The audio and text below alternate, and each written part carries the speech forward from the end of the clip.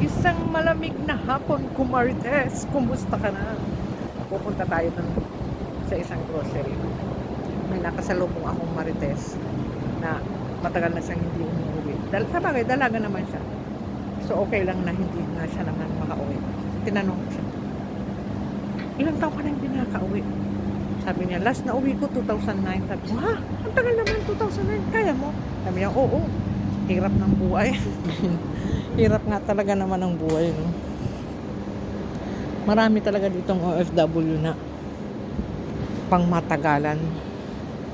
Kayang hindi umuwi talaga na. Kung 2025 na ngayon, 2009 sa umuwi. Oh my God.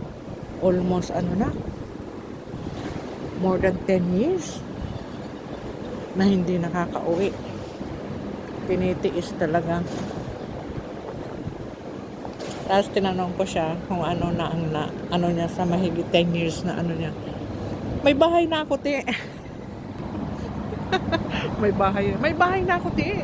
Malaki ng bahay ko. Sabi ko, wow, congratulations naman. Laki ng bahay mo, ah. Dalaga siya. Sinusuportahan yung pamilya niya. Nakakatawa din magkaroon minsan ng kamarites na mga katulad mong OFW na pilit lumalaban sa sistema ng buhay. Alam mo ang lamig, sa totoo lang. Alas 5 pasado na ng hapon. May utos si Chef. So, maglakad tayo ng ganitong oras na malamig at gulo-gulo yung buhok natin. Kasi nga, mahangin, malamig yung hangin.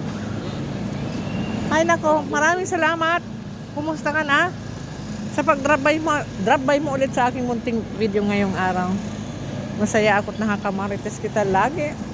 Nandyan, itong tanawin dito tuwing hapon. Since na weekend, so ang mga bata nasa park, yan, nalaro sila.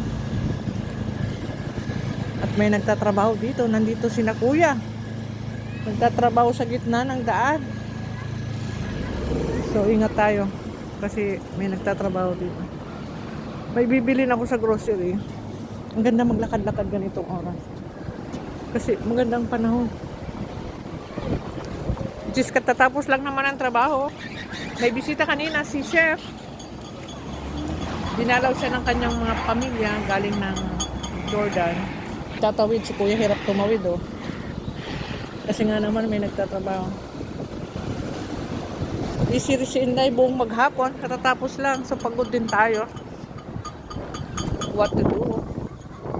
Yan ang hamon ng buhay, hamon ng bilang isang OFW. Yung ginagawa sila dito sa daanan. Ayan, malamig. Malamig ang simoy ng hangin.